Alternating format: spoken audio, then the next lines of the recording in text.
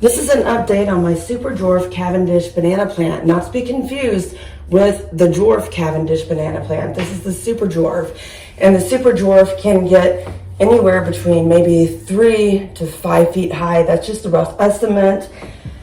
It is being grown in a container in the state of Indiana, up north, way up north, northwest Indiana. So it has some leaves that are ripped, and that's from the wind because we live in a very windy area. This banana plant stays outside when it's 50 or above, and when it's below 50 I bring it indoors. So as you can see, it is not a leggy plant. If you Google image search banana leggy plants, you're going to see these stems are not compact. They'll be going down further. And as you see it, I did prune it off because as it grows, you are going to get leaves that die off, and you're supposed to prune them off nicely. Clean cuts. Do not cut down this way, just clean cut it. Use pruning shears or a sharp knife going upward, not downward. But yeah, they are definitely sensitive to the wind, and they will tear. Being that this is Indiana, Northwest Indiana, I'm probably not going to get this thing to flower or fruit, but the leaves are definitely usable for culinary uses. There's a lot of culinary uses for banana leaves.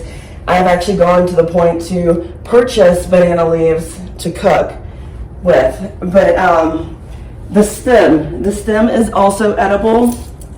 There's recipes you can use to make banana stems.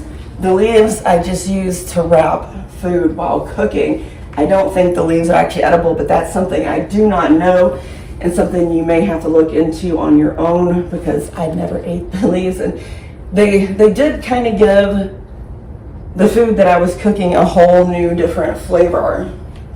But yeah, this is the super dwarf Cavendish banana plant.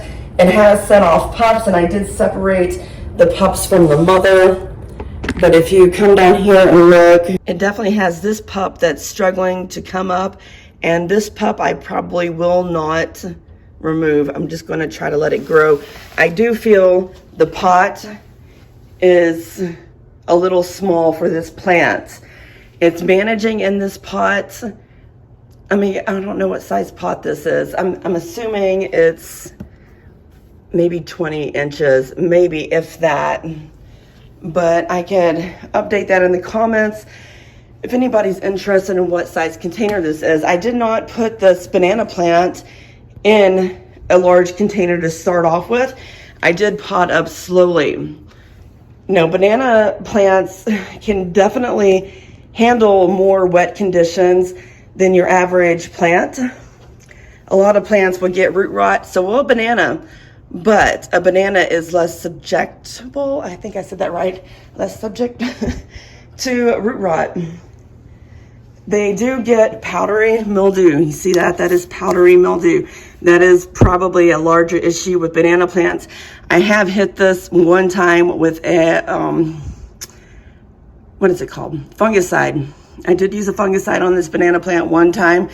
That is actually, the fungicide that I use can treat powdery mildew, though the recommended product for treating powdery mildew I did not have on hand, and I did not go get it.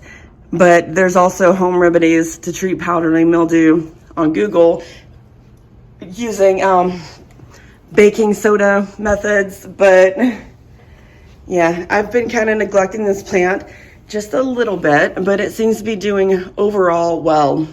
I do have pups from the banana plant, as mentioned earlier, and if you are actually interested in getting a banana plant to grow indoors, I strongly recommend the super dwarf Cavendish. It's very compact, very space saving, and if you're growing it for fruit and you're living in a colder climate, good luck to you. But I love plants, and I love the addition this one makes to my home over the winters. And outdoors, and it's beautiful. I love the super dwarf Cavendish banana plant.